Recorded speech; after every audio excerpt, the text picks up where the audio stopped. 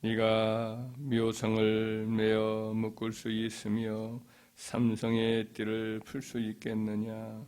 너는 별자리들을 각각 제때에 이끌어낼 수 있으며 북두성을 다른 별들에게로 이끌어갈 수 있겠느냐? 네가 하늘의 궤도를 아느냐?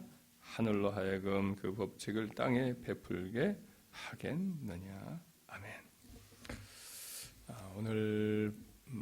오늘 아침에는 이 욥기 38장 31절 본문으로 삼아서 이제 밤하늘의 묵상이라는 제목으로 함께 은혜를 나누겠습니다. 오늘 본문의 말씀에 보면 31절에 묘성이라는 별자리가 나옵니다. 영어로는 플레이아데스라고 이렇게 불리는 별로서 떨기별 혹은 이제 7달별 이렇게 이제 불린다고 해요. 일종의 이 별들이 뭉쳐 있는 그런 별이지. 삼성이라고 하는 별자리는 우리가 거의 우리나라에서 늘 볼 수 있는 별자리 같습니다. 오리온 별자리라고, 사냥꾼 별자리라고 하면서 북두성을 중심으로 해서 쭉 이렇게 그걸 중심으로 도는 별이 있어요. 가운데 3개의 별이 이렇게 박혀 있는, 나란히 박혀 있어서 우리가 좀 특이한 이렇게 별로서 이렇게 알고 있는 오리온 별자리입니다. 이 욥기는 이 별자림이 자주 등장을 해요. 욥기 9장 8절 이하를 보면 이렇게 기록되어 있습니다. 그는 홀로 하늘을 펴시며 바다 물결을 밟으시며 북두성과 묘성, 삼성과 묘성과 남방의 밀실을 만드셨으며 측량할 수 없는 큰 일을, 셀 수 없는 기이한 일을 행하시느니라. 하나님의 위대하심과 능력을 이렇게 노래하는 내용 중에 그렇게 밤하늘에 이제 수놓은 별들을 하나님이 이렇게 만드시고 그것들의 운행을 정하시고 또 그것들의 길을 이렇게 지도하시는 분이다라는 것을 말씀을 하고 있습니다.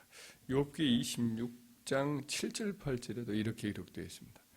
그는 북쪽을 허공에 펴시며 땅을 아무것도 없는 곳에 매 다니시며 물을 빽빽한 구름에 싸시나 그 밑에 구름이 찢어지지 아니하느니라.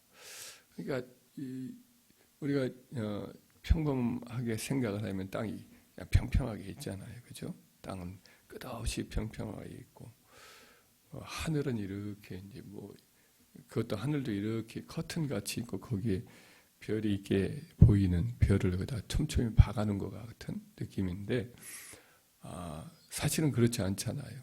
우주같이 엄청난 공간이 있는데 거기에 반짝반짝 빛나는 별들은 공중에 매달려 있는, 공중에 붕 떠 있는 그런 별들이잖아요. 우리 지구 같은 별들은 사실은 스스로 빛을 발하지 못하는 행성에 불과하지만 하늘에 있는 별들은 스스로 빛을 내는 태양보다 훨씬 더 강력한 크고 빛나는 그와 같은 이제 별들이잖아요. 항성이라고 그러죠.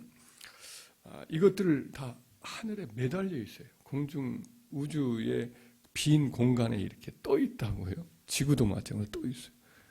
그러니까 이 욥이라는 사람이 욥기를 기록한 이 시기가 아브라함 시대로 보통 평가를 합니다. 그런데 그 시대에도 이미 하나님은 그를 입을 통해서 우주가 이렇게 엄청난 공간 안에 있고 거기에 별들이 이렇게 떠 있어서 그것들이 이렇게 매달려 있는 거예요. 그리고 운행을 하는 거예요. 적절하게 별자리들이. 사실 지구가 자전하고 공전하면서 그것들이 가만히 있음에도 불구하고 어떤 때는 공전도 하고 자전도 하면서 그렇게 별자리들이 우리 보이는 거지요. 이렇게 돼 있는 그것들을 어떻게 하나님은 이렇게 다 욥을 통해서 이렇게 드러내서 성경에 기록해 넣는가. 참 대단한 거지요. 하여튼 이런 놀라운 일들이 가능한 것은 하나님이 기이하고 놀랍고 크고 위대하신 분이기 때문에 불가능에게는 그분에게는 없기 때문에 이와 같이 하나님의 행하신 줄 믿습니다. 그래서 그 하나님께서 욥에게 이렇게 또 물어요. 오늘 본문에 보면 네가 묘성을 매어 묶을 수 있으면 삼성의 떼를 풀 수 있겠느냐. 아까도 말했지만 묘성이라는 게 여기저기 그냥 흩어져 있는 별들인데 그 떨기별이라고 하는 그것인데 그것들을 너 욥은 이것을 멋있게 이렇게 장식하여서 별들처럼 장식하는 띠처럼 만들 수 있겠느냐. 혹은 오리온 별자리 같이 사냥꾼의 허리띠를 딱 묶은 것 같은 별들이 나란히 이렇게 있는데 꽉 묶어 있어서 절대 못 풀 것 같은 견고한 허리띠 별들을 너는 그것을 풀어서 허리띠를 풀어버리듯 그렇게 할 수 있겠느냐. 인간인 욥으로서는 불가능한 거죠. 욥만이 그런 게 모든 인간은 불가능한 일이죠. 반면에 그 말씀은 모든 것이 불가능이 없으신 하나님으로서는 얼마든지 할 수 있다라고 하는 웅변으로 선포하는 그런 말씀이기도 하지요. 그렇습니다. 사람으로는 생각도 못하는 일을 하나님은 얼마든지 창조적으로 생각하시고 또 그 일들을 이루어 가시는 거죠. 이 하늘에 떠 있는 별자리들이 바로 너무나 참 창조적이고 어떤 의미에서는 어마어마한 그와 같은 일들이죠. 끝없이 우주가 지금도 팽창하고 있고 그런 가운데에서도 별들이 제자들을 지켜나가고 그런 일들을 생각하면 참 광대하고 신비한 것이 우주 삼라만상 아니겠습니까? 그런데 그런 것들을 하나님은 무리별 묘성도 얼마든지 이렇게 손질해서 꽃장식 하듯이 멋있게 장식도 묶을 수도 있고 또 삼성의 그 견고한 오리온 자리에 견고한 그 나란히 있는 별자리들도 꽉 묶여 있는 것 같은데 그걸 얼마든지 하나님 풀어버리면 풀어버릴 수가 있는 거죠. 이렇게 하나님은 하늘의 별자리도 창조하여 캄캄한 공중에 매달기도 하고 묶기도 하고 풀기도 하고 별의 길도 정하시는 전능하신 하나님, 광대하신 하나님이시잖아요.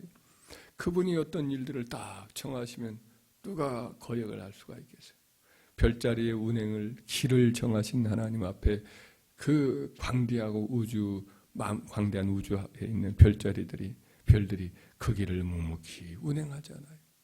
그래서 그 크고 놀라우신 하나님이 정하신 것에 순종하듯이 우리들도 그 광대하신 하나님이 우리에게 정하신 운명의 길이 있습니다.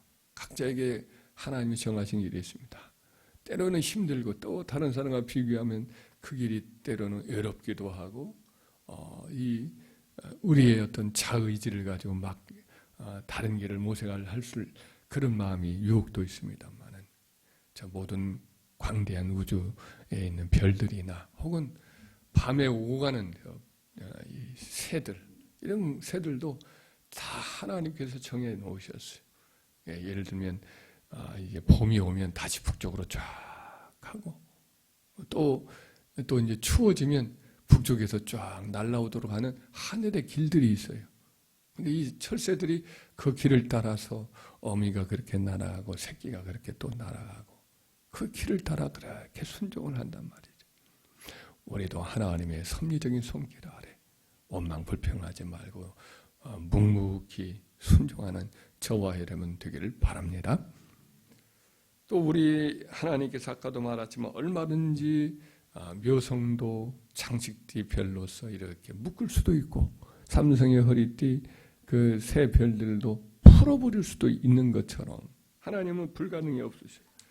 그래서 우리의 삶 속에 때로는 이게 참 너무 어지럽게 흩어져 있는 그런 문제들도 있습니다. 그런데 그것은 하나님은 얼마든지 다 이렇게 조합을 하고 질서 있게 만들어서 더 우리 인생을 멋지고 풍요롭게 만들 수 있는 그런 일을 하나님은 얼마든지 하실 수가 있어요.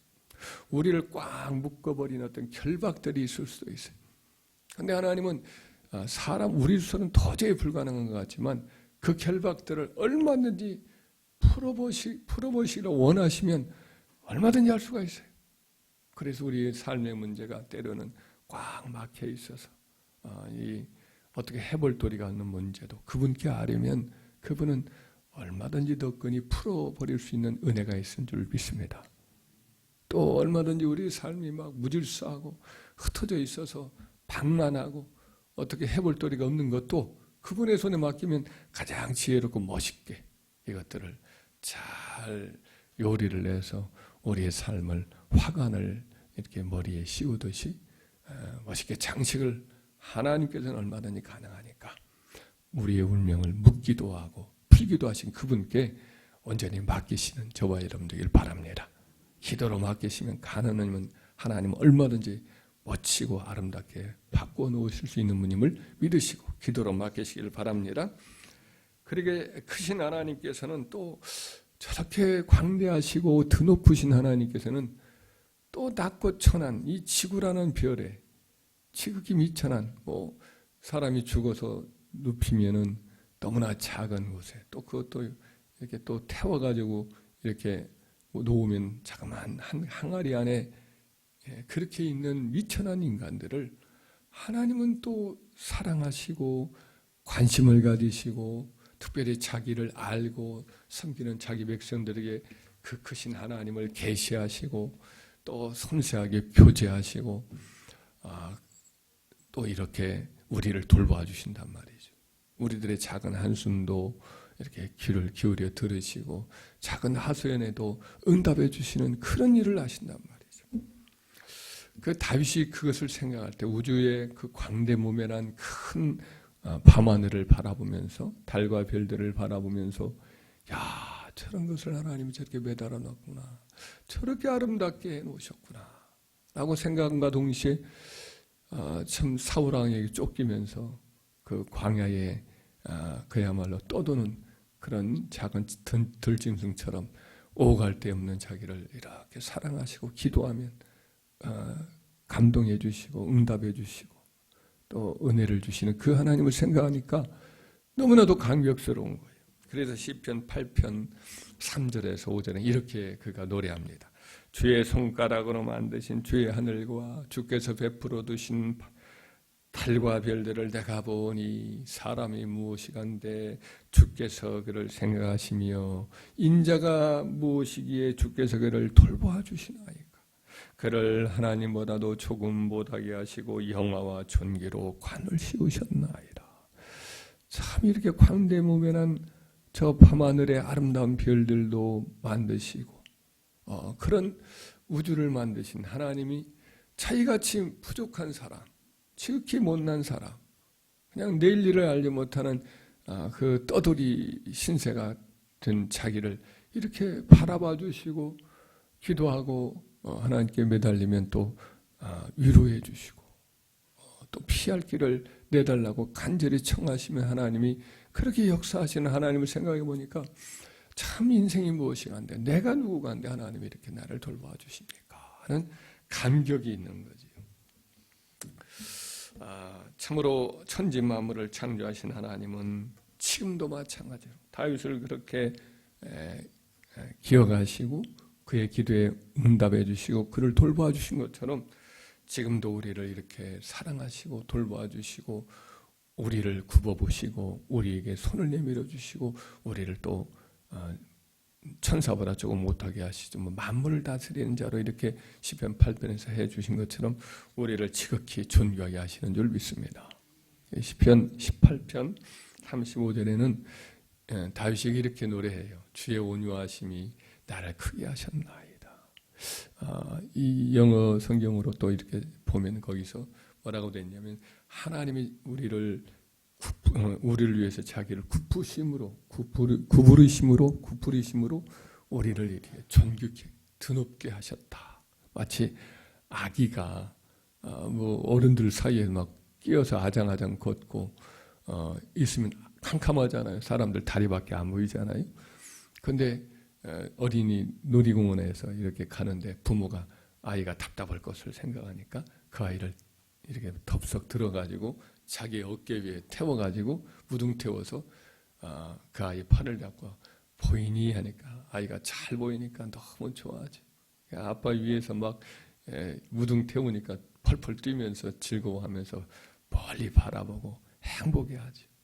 마치 하나님이 지극히 크고 높으신 분인데 우리같이 연약하고 작은 자를 무등을 태워서 자기 어깨에 태우고 멀리 바라보게 하는 거죠. 하나님의 크고 광대하시지만 그분은 자기를 낮추셔서 온유하게 자기를 낮추셔서 우리를 지극히 크고 존귀하게 만드시는 것이죠. 할렐루야. 다윗이 그렇게 이제 하나님의 그 사랑, 자비, 온유하심, 자기를 낮추신 겸손함을 그렇게 표현한 거죠. 밤하늘의 해와 달과 별을 묵상하면 하나님의 크고 위대하심을 우리가 생각하면서 그분을 찬양할 수밖에 없는 줄 믿습니다. 그분이 우리의 삶에 정하신 길과 사명에 대해서 순종할 수밖에 없는 줄 믿습니다. 그분의 크고 광대하심과 불가능이 없으신 능력을 생각하면 우리의 삶의 문제, 그분께 맡기면 하나님은 얼마든지 우리의 삶의 문제를 묻기도 하고 풀 수도 있는 것을 믿으시고 기도할 수 있는 줄 믿습니다. 또 그 하나님이 이렇게 미약하고 부족한 우리의 기도에 응답해 주시고 우리의 죄를 없애시려고 친히 하늘에서 그 아들을 내려보내셔서 우리 사람 가운데 하나가 되게 하시고 또 우리를 숨기려고 죽기까지 십자가에서 죽기까지 이렇게 하신 것을 생각하면 하나님의 사랑, 그분의 은혜, 이것이 참으로 놀랍고 감사하지 아니할 수 없습니다. 우리도 그 은혜를 감사하면서 십자가를 더욱더 붙들고 살아가고 또 하나님의 겸손하신 같이 우리도 겸손해져서 낮고 찬한 모든 연약한 사람들을 사랑으로 섬기고 붙들어 세워주고 그들을 돌보아주는 주님의 사람들 다 되기를 주의 이름으로 축원합니다.